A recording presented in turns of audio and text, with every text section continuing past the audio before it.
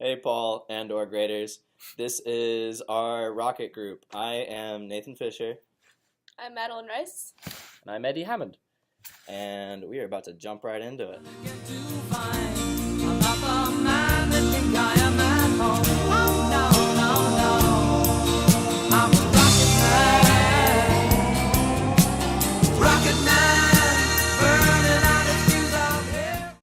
Okay, so the rocket is propelled by a thrust force, which comes from the water leaving the rocket as the pressurized air equalizes with the atmospheric pressure.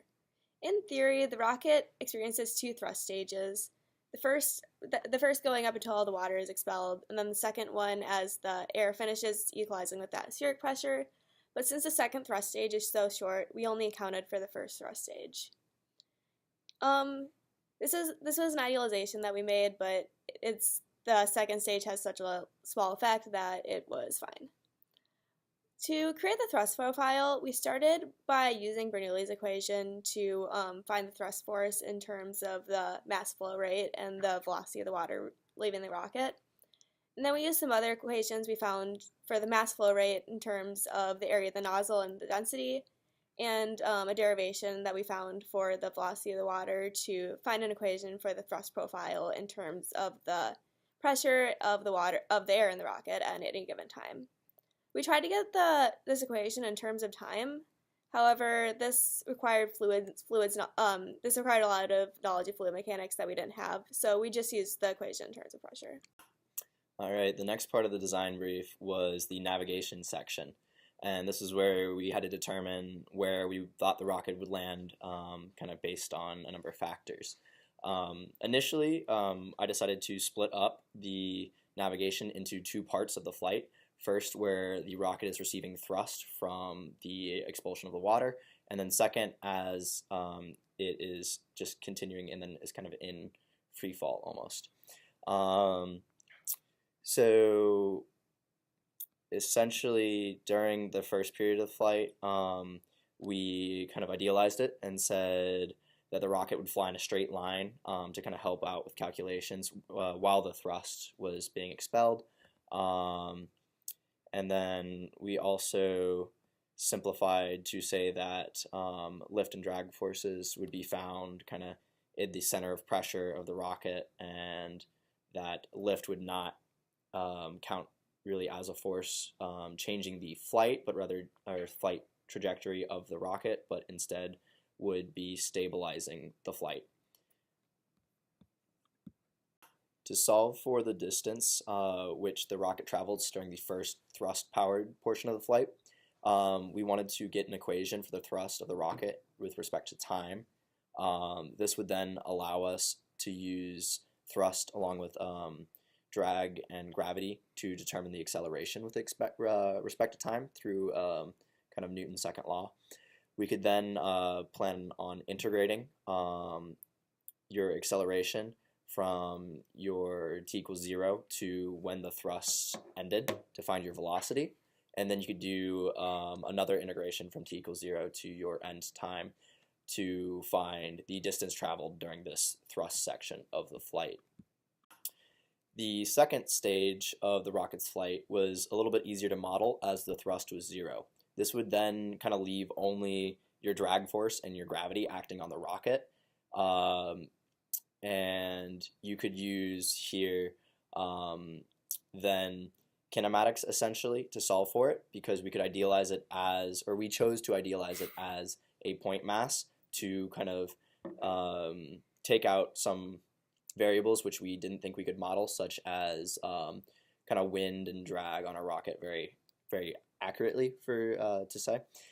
And so we then just use the range kinematics, or the range equations, which you can derive from linear kinematics for a point mass in free fall, starting at the height at which the height and the velocity at which the first stage stops. Doing this, then you can add this portion of the flight distance from where it ends the thrust to where it hits the ground. You add that to our initial distance we calculated from thrust, and that would be our proposed total distance covered by the rocket. Hi, Paul. So I was in charge of aerodynamics for our rocket. And just to sort of start it off, I will present our rocket as it is. As you can see, we are very proud that it has survived. We made it as stable as we could by using glue, epoxy, and tape so that it would survive all but the toughest crashes. That was sort of our first guiding idea when setting about to try and make this aerodynamic. The second one was to make sure that the center of gravity was in front of the center of pressure. So the easiest, most simple way of doing this was just to basically put a mass up by the front, and we've done that here with 3 batteries, which we like to think of as a little bit extra bit of energy as well.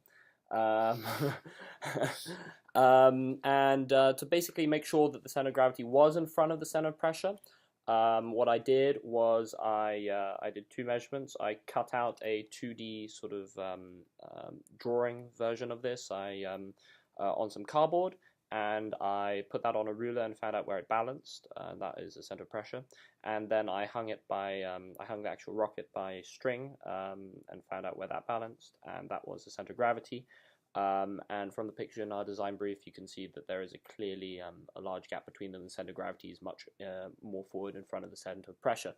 This worked quite well in our practice runs. It traveled very, very well, in fact, straight and little deviation to left or right.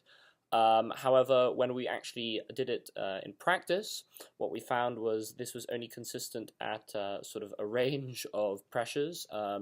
And when we only aimed to shoot at a small distance, this didn't quite work as well as we hoped. And the center of gravity being so forward actually contributed to it nosediving and sliding. But we're going to ignore that because it wasn't within our model. And so, yeah, that was the main thing. I also was in charge of designing our fins, which helped ensure stability of the rocket. Yeah. Hey guys, so in terms of how our rocket actually performed, when we first arrived to the launching site, we were given the distance we were expected to hit only a few minutes before our launch. So instead of doing the range equations which we had derived, because they required a fairly difficult degree of math that we didn't have the time to necessarily do, we instead decided to base our range and pressure and launch angle on our experimental data, which we had collected earlier. Yeah, so when we were calculating the sort of range that various pressures and angles and stuff would give when we were doing our experiments, we decided to only focus on adjusting the amount of water and the amount of pressure. This was for 2 reasons. One, we felt that angle was the easiest variable for us to adjust in our models. And secondly, because otherwise there would have been too many experiments for us to have feasibly carried out with the amount of time we had. The other problem we had while experimenting was that once you got to a certain amount of water, the rocket began behaving unexpectedly. So we decided to ignore these as anomalies and instead to focus on just a small but precise range of values for which we then felt that we could adjust the angle as we needed to. For the actual test for this project, we were given a target 60 feet away to hit. And based on our experimental data, we chose to use 400 milliliters of water with the air in the rocket at 40 psi and shoot it at 30 degrees. With these parameters, our rocket hit the ground first 45 feet from the target, but then it bounced up and skidded across the ground a little bit and finally stopped at 7 feet from the target. This was probably due to the angle of this is probably due to the rocket spiking down too quickly after we launched it, so that's why it skidded across the ground a bit, but it ended up getting pretty close. There were a number of sources of error too that caused our rocket to not perform exactly as our model said it would and our experimental data said it would. When we were on testing day, we didn't have a method of measuring the amount of water we put into the rocket, so we kind of had to guess and make sure and just get it as close as we could to the amount of water that we wanted in it.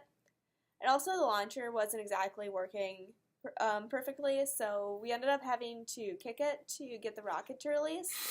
So that could have impacted the rocket somehow. Not really sure exactly how that would affect its trajectory, but it could have had an effect.